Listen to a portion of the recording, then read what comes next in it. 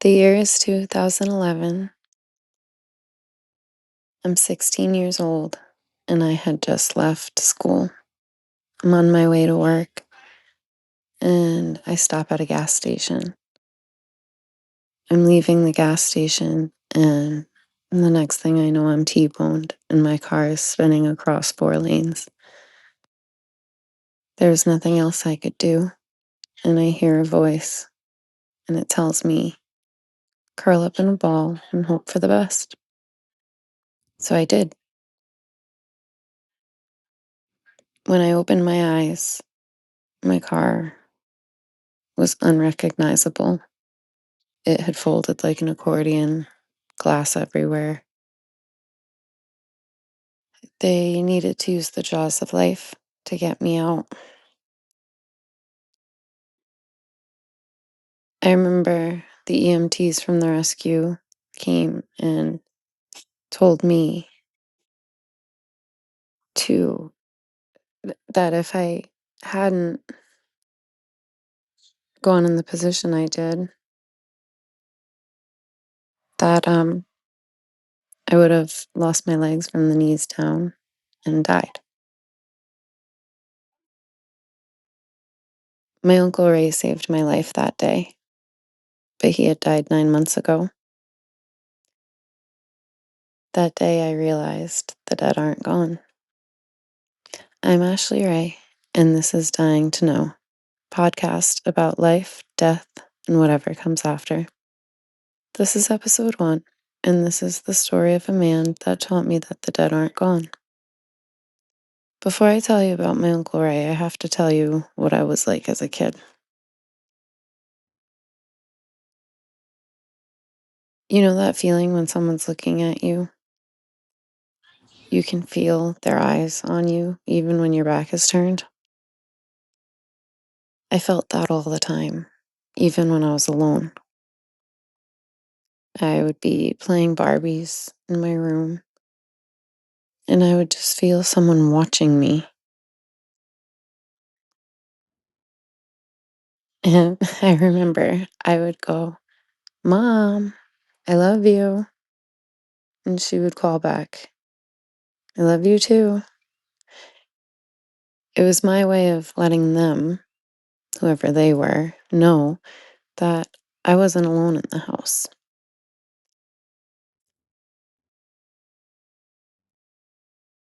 For the longest time, I can remember always feeling like someone was there, even when there wasn't. But as I grew up, I started blocking it out and thinking, there's got to be a logical explanation. I just have an overactive imagination. And I believed that until my Uncle Ray moved in.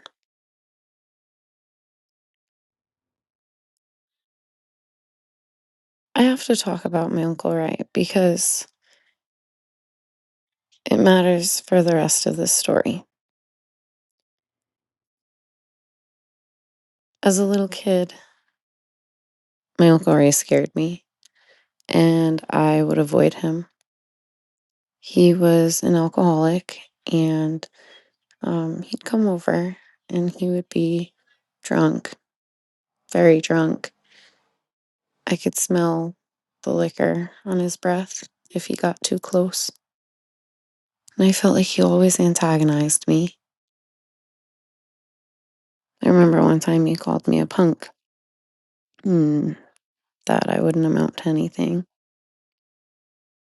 Who he was when he was under the influence was completely different from who he was when he was sober.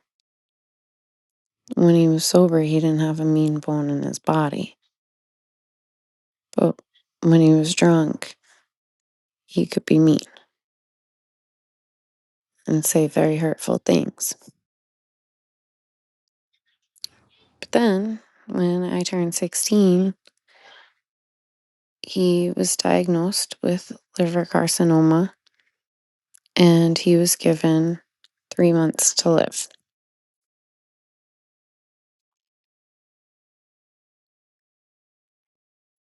He had nowhere else to go um, because of his illness, the alcoholism. He had burnt most, if not all, of his bridges.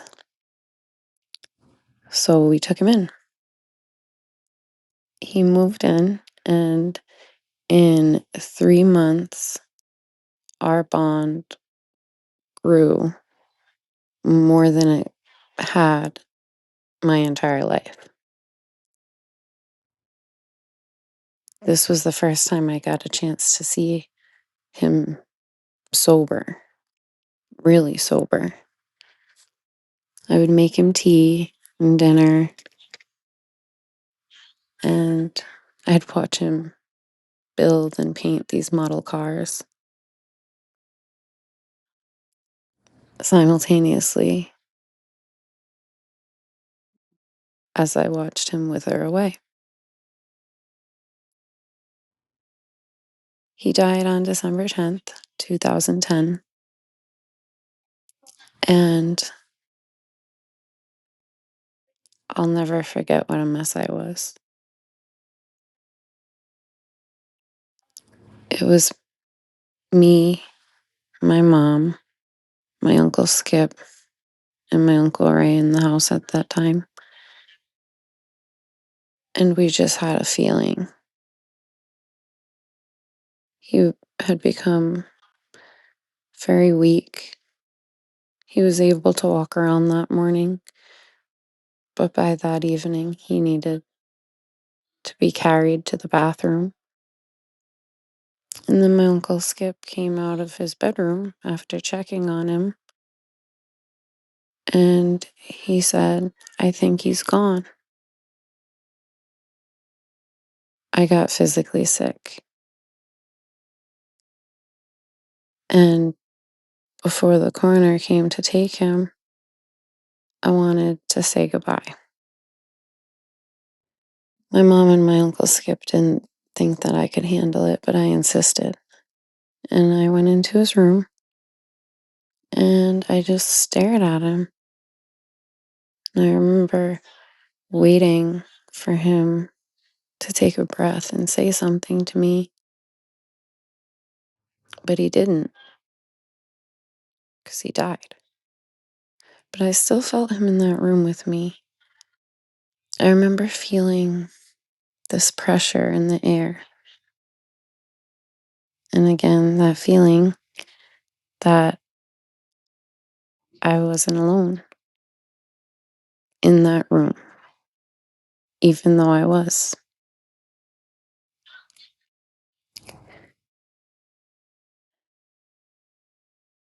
After his death, it really changed me. I was just absolutely devastated and in the deepest pit of depression. I was lashing out, skipping school. I was failing my classes. I remember avoiding my friends and peers and being angry with them because they didn't understand. They didn't watch somebody die slowly. They didn't know what it was like to go home from school each day and wonder if you would be the one to find him. They had no idea. There was no way they could possibly relate. I wanted nothing to do with them. Weeks and months passed, and not one day went by where I did not feel my Uncle Ray with me. I remember one night my friend Kim was sleeping over, and we were sitting in my Uncle Ray's room. He had this really awesome stereo system, and we had the radio on and the TV, and we were talking and reminiscing about Uncle Ray, and we start crying, and all of a sudden, the lights go out, the TV turns off, the music shuts off, everything in his room goes out,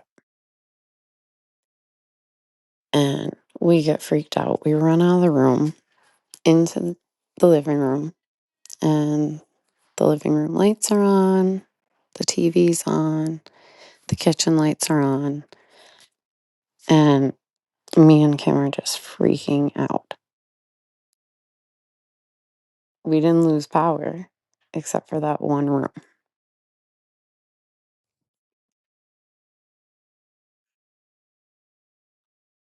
And that's, I believe, was his way of getting us to stop crying, because when he was alive, he would say things like, I don't want any grief.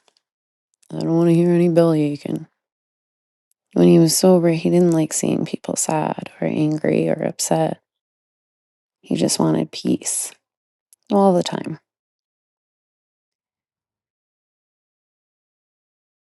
And it dawned on me that we were closer now in his death than we ever were when he was alive.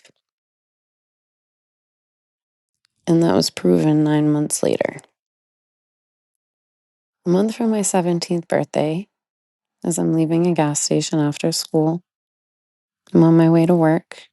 I just picked up a slushie and a snack, and I'm taking a left turn into a 4-lane road, 2 lanes oncoming and 2 that I was trying to get into to go in my direction of travel. I pull out of the gas station, and the next thing I know, this car comes out of nowhere and hits mine. And I'm spinning, and I hear this voice, and it says, hold on, curl up in a ball, and hope for the best. So I pulled my knees up to my chest, and I tucked my head down to my knees, and I held onto the steering wheel with all my might, because there was nothing else I could do. And when the car stopped, my passenger seat was gone. The floor didn't look like a floor anymore. The shifter was bent, the dashboard contorted.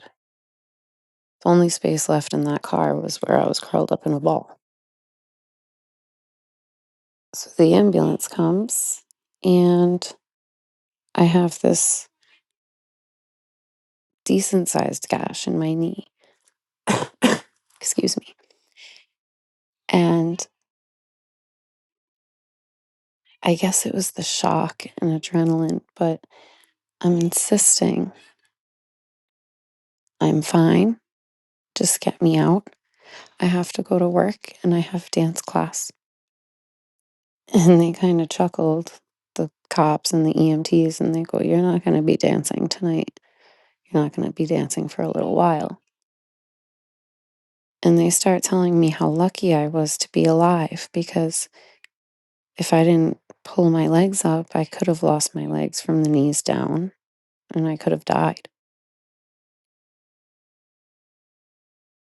My Uncle Ray was the one who popped into my head and told me to hold on and hope for the best. He's the one who told me to curl up in a ball. If I didn't do that, I would have died. They told me over and over again, you're lucky to be alive. You could have died. My Uncle Ray saved me. And that's the day I began to believe in guardian angels. Our loved ones don't just disappear when they die. They aren't gone. Hell, they are more alive than they've ever been. And they're always with us. That love doesn't go away. It just transmutes into something bigger. They speak a different language now.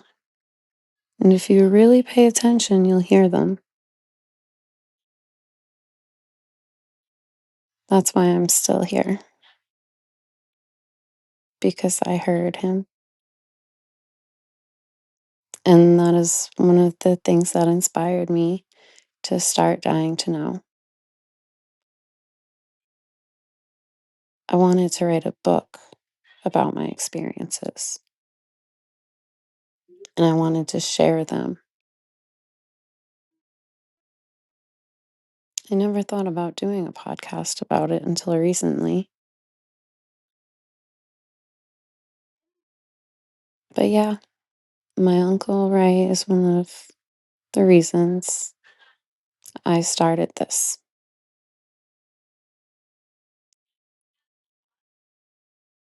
But he was only one of the reasons. He was the first reason, but not the last.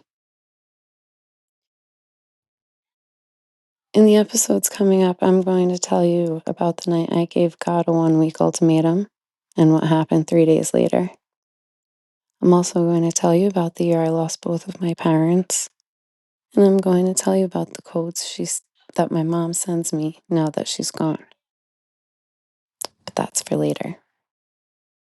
Before I go, I want to leave you with a question, and I really want to hear your answer.